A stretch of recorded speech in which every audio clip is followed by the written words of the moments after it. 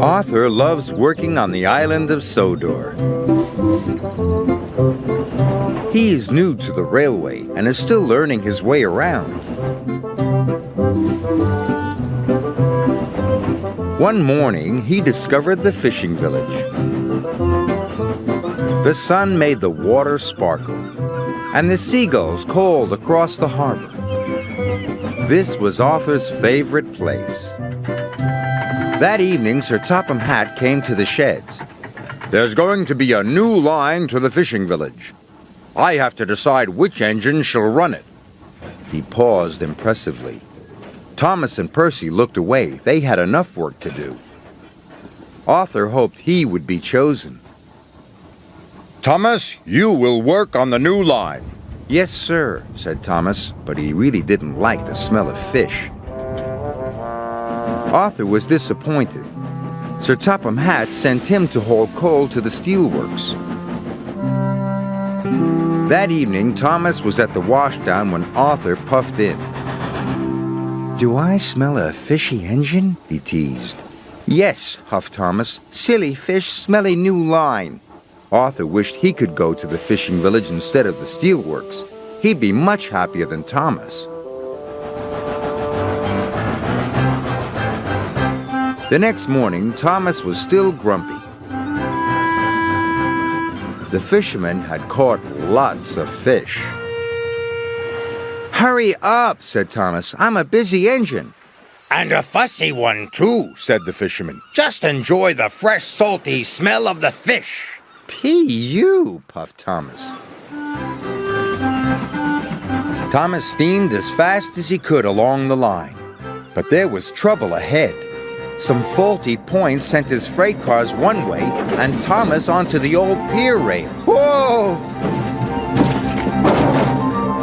The troublesome trucks were delighted.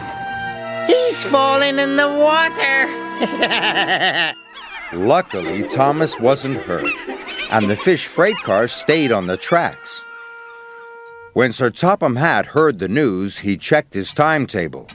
"Arthur is the nearest engine. I'll send him right away." It was a hot day. The ice that was keeping the fish cold started to melt.